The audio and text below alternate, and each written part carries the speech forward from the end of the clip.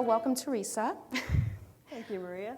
I think the audience would really be interested in understanding what was the catalyst for this change, and then really, what do you hope to achieve? Sure. So good morning, everyone.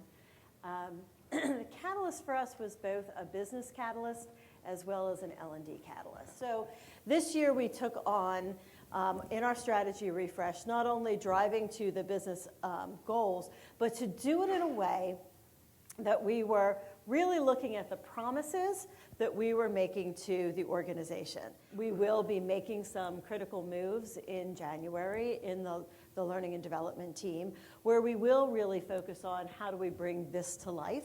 What do you feel would be the critical skills now that are needed within your organization to help move this forward? I'm going to go with collaboration, because we have been so siloed for so long. So we've really got to fundamentally rebuild trust and how we're going to work together. One of the interesting things that you mentioned is that they're promises, right? They're not, typically you see principles for L&D. I'm just curious as to why you rephrase that as to promises.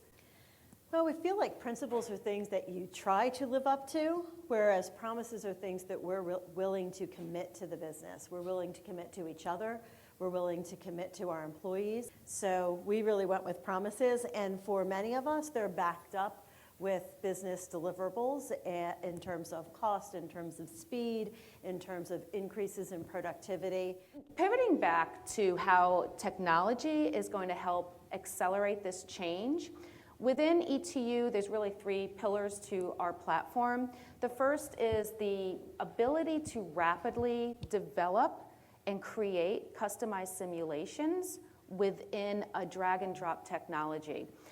The second is the plug and play delivery, right? So real simple, you can plug a simulation, a scenario-based simulation, into current learning programs. And then finally and ultimately, the main differentiator is that we're collecting real-time behavioral analytics. So as your learners are progressing through the simulation, we are capturing their behaviors at every key critical skill within that decision. And then we're able to aggregate that data as well. So you're able to see insights such as, skill gaps and confidence versus competence and key things such as that. Theresa and I sat down and we talked, okay, how are we going to be able to help use ETU's technology to help enable this change within global L&D? I'm going to highlight science-based because it's grounded in adult learning theories that allows you to help use measurement in order to make more optimized decision-making. The other is the scalability. Theresa talked about, okay, how are we going to be able to take this in our division and then use it across the globe? Theresa, I don't know if you have any final thoughts that you want to share? I would just say